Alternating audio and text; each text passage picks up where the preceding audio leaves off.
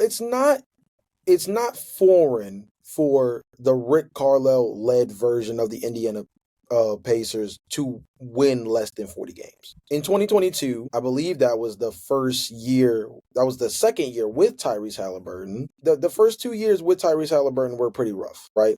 Yeah. Those were both 30-win seasons. From a roster construction standpoint, it was pretty buns.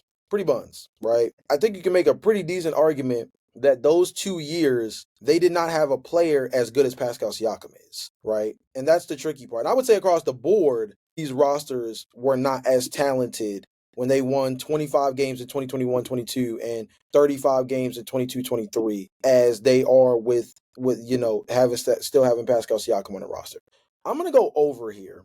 And I don't love the over, but the reason why I'm going to go over is because this team is still just too competent for me. 40-42, 41-41. Like, I would not be surprised if this team overachieves, not by a ton, but enough that makes you go, wow, if they had Tyrese Halliburton, this might have been a 50-win team again. I'm feeling the same way as you are. I'm going to take the over on the Indiana Pacers. They were a 50-win team last year, but we do know that they peaked in the playoffs. And we've seen in the playoffs that a lot of these guys that are asked to play big, they had their big moments in the playoffs.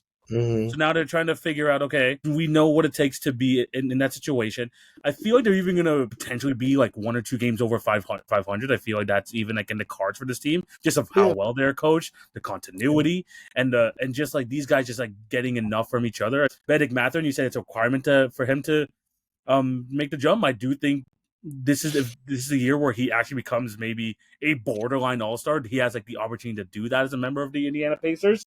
They're one of the teams that can maybe drop off pretty hard. I don't think it's going to be that big of a drop off. I think they're a 500 team, and I think they've been drafting in like in the mid teens and like the early. Even if they do end up in the lottery, they end up drafting a lot between 10 to 14 anyway, and they end up finding these gems. So I think they're comfortable with their scouting department, even if they get a lower type of pick. And I feel like they just don't want to like lose all the momentum they got from the finals year, and they want to have these guys continue to show out.